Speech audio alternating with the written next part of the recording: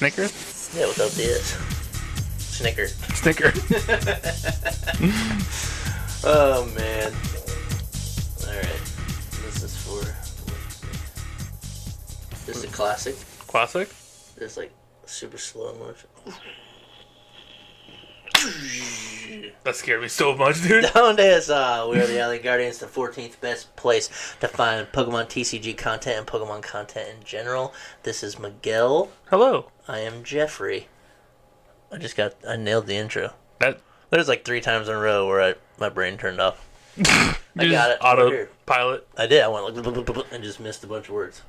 Anyways, it is Wednesday, my dudes. Mm-hmm. Everybody knows that Pittsburgh just happened, so we're going to go over the top 8 list, or the top 8, not all the lists, but we'll show you the breakdown, and then we'll talk about the top 2 lists. We'll put the list in the descriptions. If you haven't watched the finals, like we said earlier in the Monday video, you should definitely rewatch the finals. They both played super well. On paper, it is extremely one-sided, so it was a really good one to watch. So if you haven't watched it, go watch it. But without further ado, It's us. we have Andrew Estrada as number 1 with Turbo Lost Zone. I believe it's Turbo Lost Zone because he had a Dragonite and stuff like that. Gross. And the Raikou. Yeah. Okay. So just to refresh here, second place we had Jesse Parker with Miraidon. Third place was Colin with a Fusion Mew build. Fourth place was Andrew Hedrick with Lugia. It's kind of crazy. He's a cracked Lugia player. Fifth place, Michael Chen with a Lost Zone Giratina.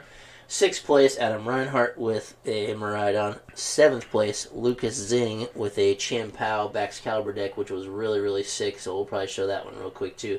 And then Don't do that. bubbled up into into 8th place, Rule with also with Lugia. So, single strike Lugia. But yeah, so there was 2 Lugias, 2 Miraidons, 2 Lost Box decks, 1 PAL, 1 Fusion. So it was a pretty good spread, kind of even. But yeah, anyways, here we'll show you the list of the winner. So here is Estrada's list. The ones you can't see are Artazon and Beach Court, but I'll put the decks in the description. So it is your basic Turbo Lost build. There's nothing like super special about it, but he did play the Kyogre, which I think was a super good call for all the Mews in the room. Oh, for sure. All the Lugias. You got your Raikou there for the Lugia anyways. But yeah, you can finish the game with an Ogre pretty well. And then just Sableye's nuts, dude. Like, that card's crazy. Like, it's unchecked. Oh, at least it tabled these nuts. I was like, that's kind of funny. Sableye is nuts. Sableye is nuts. He's a gem eater. But you can ride on these. Alright, Gems. moving on. Yeah, pretty straightforward list. I thought it was kind of a little different to me because last time I played Lost Zone Kyogre, I had like 4 recyclers and 4 rods, and like I had no way to not put energies back. But this list is a little tighter. He's only got 2 retrievals, 3 rods, so it's different than I've ever played. Just the single splits are kind of crazy, like 1 Artazon, 1 Beach Coat, 1 PokéStop. Like, that just makes the decisions even more intense for flower selecting and Colress and stuff like that. It's pretty easy to like ship your hand and just go Sableye. Like, you know what you need to keep for that. But him making decisions all day long about, man, like what happens when you hit Artazon Beach Court? Yeah, what do you pick? Like, it's turn 1. Do you need the other Comfey, or do you need the retreat to flower select again? Like, there's so many small things you could choose. But it's a super consistent list. He did a really good job playing it. Obviously, he won. And he did not decide he was playing until Thursday. Yeah, There were still spots open. Him and a group of friends were like, "Yeah, let's just go." And then now he's going to Worlds. So super cool. I'll put that list down there as well, and then I'll show you second place, Jesse Parker's. Which, shout out to him. This is the first top 8 he's ever been in, and he went all the way to the finals, which is pretty sick. He's a pretty good player, consistently played well for a long time. The highest he's been since now is top 32, so he really kind of broke into the top and did super well. But here's the Miraidon list for you, and in the Monday video you heard me talk about it. I definitely should have had a lot of similarities to this list than rather than what I played. He opted to go for the No Path and the 2 Beach Court. See behind our heads here. And then he's playing the Flying Pikachu as the free retreater because it kind of adds a win con to some of your games because the first attack on it is Thunder Shock. Flip a coin. If heads, your opponent's active Pokemon is paralyzed and does 20 damage. So, there's always a chance that works. And then there's Fly. 120 damage. Flip a coin. If tails, it does nothing. But if heads, during your opponent's next turn, prevent all damage from effects of attacks done to this Pokemon. So, who knows? You could get stuck in a situation where you're trying to get yourself out of a sticky spot where it's a lost box and they're going to like draw their deck out. And, you just need to buy one turn. There you go. But it's also the free retreater for the deck, so you don't, it's not in there to attack, but you can use it. So, and then he played the Zapdos, which I think was really a really good call. Played the Drapion, also a really good call. I do like the Lumineon as well, because the turn when you miss a research is like devastating. Yeah. Because that deck relies on hitting the generators early and then researching through your deck, or hitting the Billy on the first turn and essentially researching your deck, right? So he had a lot more consistency things than I did. But yeah, I like the list a lot. I'll put this in the description as well. But on paper, this deck should never beat that Lost Box deck. It's like 5 to 95. Yeah. And it's a hard loss. That's what he was talking about in his interview as well. Yeah. And when he made it to the top 8, he's like, the only thing I don't want to run into is Turbo Lost Box. And he called it. Yeah. And he's like, it's just a bad matchup. So, but yeah, he played super well. Like we said, go watch it. But what were some of the things that you noticed when you were watching it? Like, is there any plays that a player made that you're like, wow, that's really smart? Or do you think, what were your takeaways from the matchup? Yeah, from the finals. I think we noticed Homeboy didn't play a single boss in his deck. Oh yeah, it's just 4 Colress and 1 Roxanne. Yep. So that really just speaks the volume of the testament of his own skill level. But like, I don't care what you're playing. Yep. I'm going to play around it, and I'm going to win. Yep. Because I think he was undefeated, wasn't he? Or did he lose a couple rounds? No, he lost some. Yeah. Day 2, right? Yeah, I believe so. I mean, should be able to look at it. But anyways, carry on. But yeah, just that having that hindsight, like foresight, like I know my deck so well that I can tell you immediately I don't need these bosses. I need just pure consistency. Yeah. Anyways, I don't know. Forgive me. I don't know the answer to that one. But the thing about the Turbo Lost Box is, though, you essentially just bait the attackers, right? Mm-hmm. So you don't ever bench Dragonite or Raikou unless you have to use your stone. Yeah. But typically you can get through the deck without it, waiting until you need it. But they put up an attacker that you can't deal with. That's when you go into your Raikou or your Dragonite. So you don't really need a boss. Yeah. And you should never have to like boss stall anybody. And you're just playing with Sableye. So like it probably never happens to need boss. So I think that's why the lists just don't play it. I mean, you can play one if you wanted, but you couldn't choose something else. Yeah. Plus, you're playing like 40-some items, so you really want to hit your PokéStops. Mm-hmm. So throwing supporters away is like you only got 5 supporters in the deck, so you're probably gonna use 3 of them the first 3 turns. Yep. Hopefully.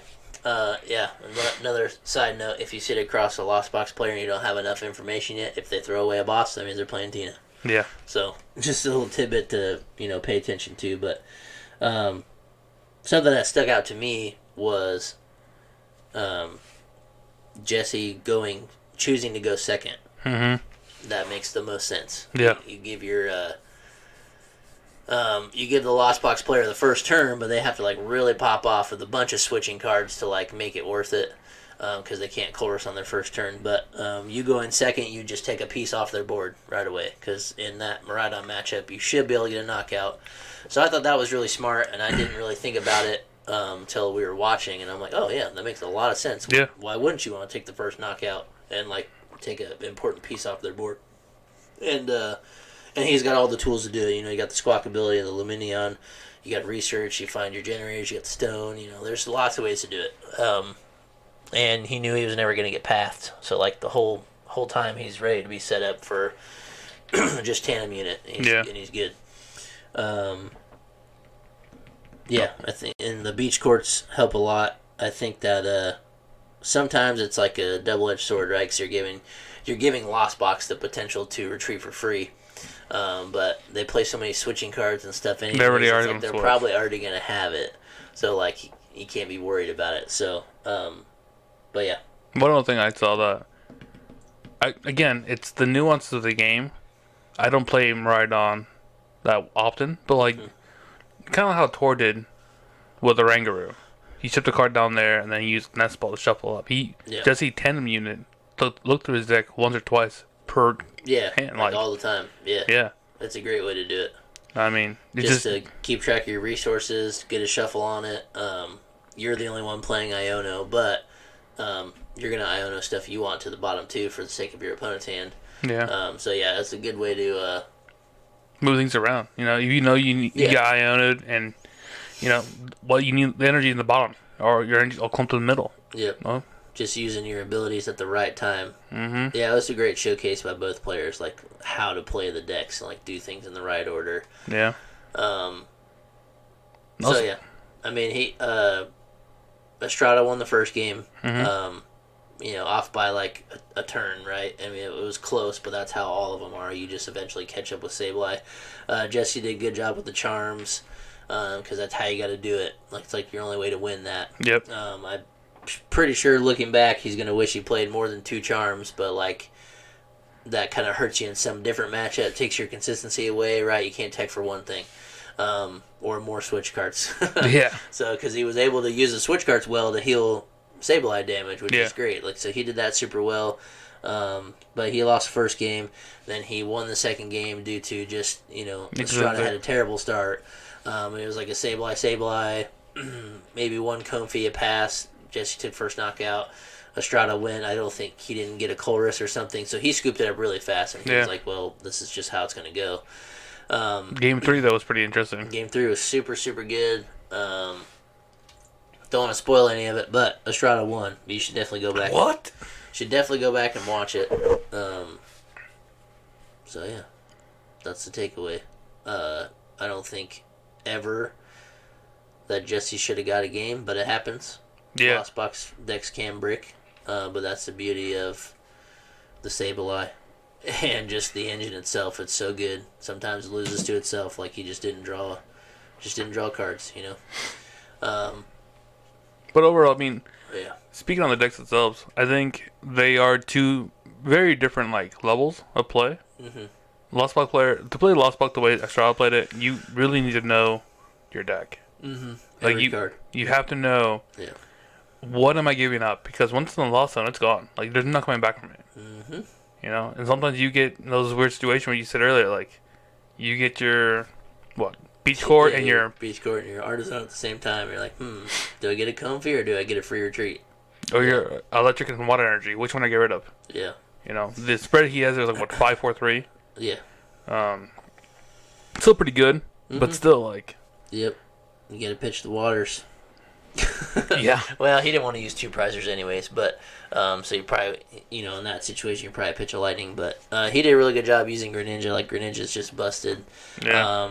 Another notable thing was he did not chase the Flaffy because it didn't matter. Like, he didn't need to screw up his prize card. He didn't need to screw up his prize mapping. 2-2-2 mode. Yep. So he splashed 90-90s where they could go. Then obviously you've got Cram that does 110, so that's 200. So you're getting a Raikou with it. So if you get your stuff in the right spot, you can usually clean one with Cram or start it with Cram, then clean it with Greninja. There's so many ways to play it. But yeah. No, definitely a fun match. I mean, super good.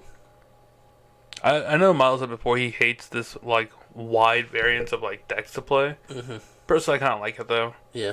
Because as much fun as Silver Tempest was, and it wasn't very fun at all for me. Yeah. It's cool to see all these different decks be up there. There's 4 or 5 different decks up here, top 8. There's 6 different ones. That's cool to me. Yeah. I like that. I think it's a healthy thing to have. Yeah. Speaking of that, I am going to talk about this Chien PAL. No, not the spice, dude. Dude, it's so good though. So bad. Don't play it. I haven't done that in a while. I hit the wrong button. Lucas Singh played a Chien-Pao Baxcalibur deck, and it's trash. Don't play it. It's crazy. I'm pretty sure the guy I played in the second round was playing this list because it looked super familiar. This is 9 waters. You can't see him 4 Pokéstop, which is insane. But the whole deck just revolves around Chien-Pao, Greninja, and Bibarel. So if you can get, or in Baxcalibur, if you can get double Baxcalibur down, double Bibarel down, you're just chilling. Like, they can't stop you from drawing cards. They're making you chase your pieces, and like they're not taking care of the attacker or getting 2 prize cards or chasing for 1 prize card. I thought it was just super, super crazy because so many people were trying to play it with the Arceus line, which, yes, it works. There was a guy that did really well with that. I don't forget his name right now, but and then you could play the Palkia as well, so your backup attacker. You got a good V-Star power. You could also play with Pidgeot, like a lot of people are playing it, because you can get a free card every turn. But this just breaks it down to thin your hand, draw some cards with a barrel, and you are just likely to see the cards that you need without just choosing one with Pidgeot. And then, like, playing Irida to get the other matching card, like for cross switchers, for example. Like, I'm sure it makes sense now, but I never thought of it. Why would you want to play it with Pidgeot and Irida to grab 2 pieces when you could cycle your deck like crazy and maybe Bibarel twice in a turn and just draw the cards? Like, it's more high rolly, but if you can get it going, you're just drawing your deck out. And the Pokestops are crazy because the only things you can throw away are the supporters and the Pokemon. Energy. There's energies, but you don't really care if they're there. You're gonna shivery chill them out. But that's why playing the 2 routes is pretty sick. Because if you do throw your Pokemon pieces away, you just shuffle them back in. So there's like no reason not to play Pokéstop. If you get it on turn 1, you just rip it. You go for the VIP passes. You still have 3 Ultra Balls, 3 Nest Balls to hit to hopefully get your board going. Radiant Greninja is just the most busted card ever too. So if you can get your Baxcalibur down and start the game swinging with Greninja, that's even better than using Chien-Pao most of the time, depending on what you're playing against. Yeah, 100%. So super good list. You should. Build it. You should think about playing that one as well. No. So yeah. Anyways, all that information is from Limitless. You can get on there and find it. Look at the tournament results, find the deck list there. But like I said, I'll put the top 2 lists in the description. Make it a little easier for you guys to copy and paste into live. But yeah, this was Wednesday deck update number 19. Nice, dude. You pay attention. Sometimes. All right. That's it. Catch us on Friday for maybe. Who's that Pokemon? Maybe. Who knows? Maybe. Maybe.